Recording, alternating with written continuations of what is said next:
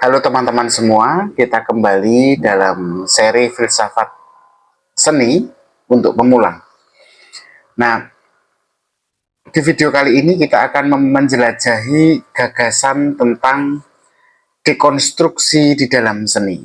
Sebuah konsep yang diperkenalkan oleh seorang filsuf Prancis bernama Jacques Derrida. Jadi begini teman-teman, sepanjang sejarah banyak filsuf itu berpendapat bahwa seni itu memiliki makna yang bisa dipahami dan dianalisis. Contohnya ya, Plato. Plato itu kita sudah bahas kemarin. Dia percaya bahwa seni itu adalah bentuk tiruan realitas yang menurut Aristoteles, muridnya itu semacam menyampaikan kebenaran moral. Itu menurut Aristoteles. Atau misalnya Immanuel Kant. Immanuel Kant itu berbicara bahwa keindahan di dalam seni itu mengandung makna yang universal. Nah, jadi memang seni itu diposisikan sebagai sebuah produk kreatif manusia yang punya tujuan dan makna. Nah, pertanyaannya kan kemudian jika makna dalam seni itu sendiri sebenarnya atau kemudian tidak tetap, itu lalu sebenarnya bagaimana seni itu? Contohnya begini maksud saya, untuk lebih jelas dengan pertanyaan saya. Kalau kita menyaksikan lukisan Mona Lisa itu kan sering kali itu kan ditafsirkan atau diinterpretasikan dengan berbagai macam cara.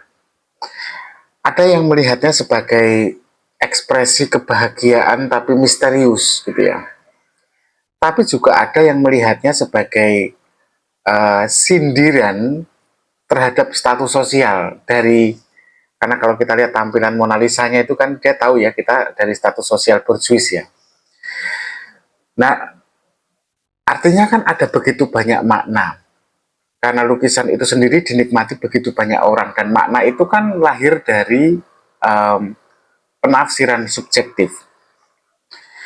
Nah, kalau begitu pertanyaannya kan apakah ada satu makna yang paling benar, paling tetap dan tidak berubah seiring oleh waktu atau siapapun yang membacanya, siapapun yang menikmati lukisan itu, apakah mungkin? Atau semua penafsiran atas sebuah produk seni itu adalah sah? Nah, artinya pertanyaannya kembali ke tadi, lalu bagaimana jika makna dalam seni itu sendiri ternyata tidak tetap? Jadi kalau seni harus mengandung makna, tapi gimana kalau makna itu sendiri tidak tetap? Beda orang beda makna, beda waktu beda makna. Lukisan yang ditampilkan hari ini dan 100 tahun yang lalu dimaknai berbeda. Nah, di situasi semacam inilah filsuf Jacques Derrida itu masuk dengan pemikirannya yang boleh jadi mengguncang dunia filsafat seni. Tapi sebelumnya, saya ingin menghangatkan kembali ingatan kita tentang teori Jacques Derrida tentang dekonstruksi. Derrida kan berargumen bahwa makna, khususnya dalam bahasa ya, kalau dia kan dalam bahasa, itu selalu tidak stabil dan bisa berubah tergantung pada konteksnya. Nah, kalau kita letakkan pemikirannya tentang bahasa ini dalam bidang seni, maka itu juga terjadi ternyata. Karena kan seni itu sendiri merupakan bahasa atau komunikasi seperti yang Tolstoy katakan kan. Nah, misalnya begini, kita sering berpikir bahwa kata atau simbol, lukisan itu kan boleh dikatakan sebagai simbol gitu ya. Dia bermain dengan simbol-simbol ya, entah itu warna, bentuk. Nah, kita kan berpikir bahwa kata atau simbol itu memiliki arti yang tetap. Tetapi sebenarnya makna itu sendiri selalu berubah tergantung siapa yang membaca dan bagaimana dia menafsirkannya. Tidak ada tidak pernah mungkin ada makna tunggal dalam sebuah, baik itu karya sastra maupun karya seni. Yang terjadi adalah interpretasi itu terus berubah, terus berubah. Nah, contohnya begini, sebuah katakanlah puisi yang ditulis 100 tahun lalu mungkin memiliki arti yang berbeda bagi pembaca modern hari ini dibandingkan dengan pembaca di zamannya, di zaman ketika puisi itu terbit. Sebuah lagu misalnya yang awalnya dianggap romantis bisa berubah justru menjadi, maknanya itu berubah jadi lagu kritik atau protes sosial ketika dinyanyikan dalam situasi yang berbeda. Nah,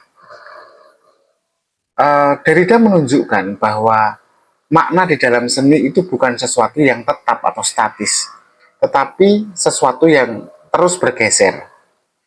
Nah, akhirnya disinilah muncul semacam aliran dekonstruksi di dalam seni yang memuat 3 prinsip utama, yaitu tidak ada satu makna yang absolut, penafsiran selalu terbuka, dan seni itu bisa bahkan bertentangan dengan dirinya sendiri. Maksudnya gimana? Oke. Kalau tidak ada makna yang absolut ya, prinsip pertamanya, kita tahu bahwa sebuah karya seni itu bisa punya banyak arti, tergantung siapa melihatnya dan dalam konteks apa. Nah, kalau prinsip kedua tadi kan adalah apa tadi? Penafsiran dalam seni itu selalu terbuka. Maksudnya tidak pernah ada tafsiran yang bisa kita katakan paling sah dan yang lain salah. Semuanya benar. Setiap orang bisa melihat sesuatu yang berbeda dalam satu karya seni yang sama kan. Nah, kalau prinsip ketiga, seni bisa bertentangan dengan dirinya sendiri, itu maksudnya sebuah karya itu bisa menyampaikan pesan tertentu, tetapi pada saat yang sama dia juga bisa meragukan pesannya sendiri. Contohnya ini loh,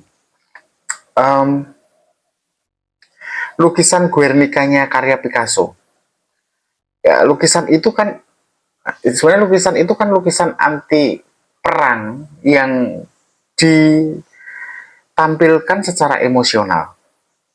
Tapi jika kita dekonstruksi, ya kita bongkar, bisa loh kita melihat maknanya bukan sebagai pesan moral untuk anti perang, tapi justru kekacauan makna yang mencerminkan absurditas perang itu sendiri. Atau misalnya contoh lainnya adalah puisi-puisi puisi-puisi eksperimental lah, puisi-puisi yang masih puisi-puisi kontemporer biasanya. Banyak puisi-puisi kontemporer yang sengaja dibuat tidak jelas. Tujuannya sebenarnya untuk menantang gagasan bahwa seni harus punya makna yang tetap. Itu artinya seni yang dibuat itu bertentangan dengan dirinya sendiri gitu loh. Dia menyampaikan pesan, tetapi pesannya adalah untuk meragukan pesannya sendiri. Nah, ada juga pertanyaan besar sebenarnya kemudian ketika kita bicara seni dan makna. Kalau gitu semua seni harus punya makna ya? Atau beginilah pertanyaannya, saya rubah. Apakah seni bisa sama sekali tidak ada makna? Atau tidak memuat makna? Ya, seni begitu aja. Nah, di sini kalau kita lihat dari pikiran Derrida, tentu Derrida akan menjawab tidak. Seni tidak mungkin tanpa makna. Yang ada, maknanya selalu berubah.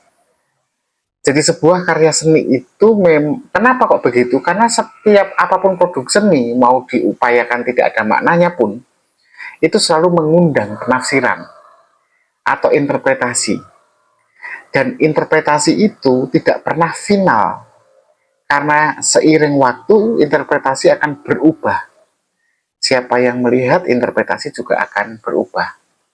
Nah, contohnya gini ya, ada seorang seniman gini, dia kemudian melukis kanvas kosong. Dia melukis kanvas, tetapi lukisannya itu mungkin hanya satu warna gitu. Dan dia berkata, ini adalah seni tanpa makna. Nah, pernyataan itu sendiri, itu kan makna. Ketika dia mengatakan, produk seni saya ini adalah tidak ada maknanya. Ketika dia bilang tidak ada maknanya, itu kan makna dari yang dia buat. Atau misalnya, kita kalau melihat aliran dadaisme ya. Dadaisme itu satu gerakan seni absurd abad ke-20 gitu ya. Itu kan sengaja membuat karya yang tanpa makna. Tapi justru karena itulah mereka menciptakan makna baru tentang pemberontakan pada seni tradisional yang selalu menuntut makna. Nah, sebagai kesimpulan teman-teman, dari Derrida, kita belajar bahwa seni memang tidak punya satu makna tetap. Tapi itu tidak berarti bahwa seni itu tidak punya makna sama sekali. Jadi, seni itu selalu punya makna, tetapi maknanya tidak tetap. Nah, makna sebuah karya seni itu bukan hanya berasal dari senimannya atau maksud pembuatnya, tapi makna itu lebih ditempatkan pada audiensnya atau penikmatnya. Juga lebih ditempatkan pada konteksnya dan cara si produk seni itu ditafsirkan di masa yang berbeda. Nah, saya pikir itu saja bahasan kita hari ini. Kita ketemu lagi besok dengan video baru tentang seni lainnya. Terima kasih, tetap berpikir kritis.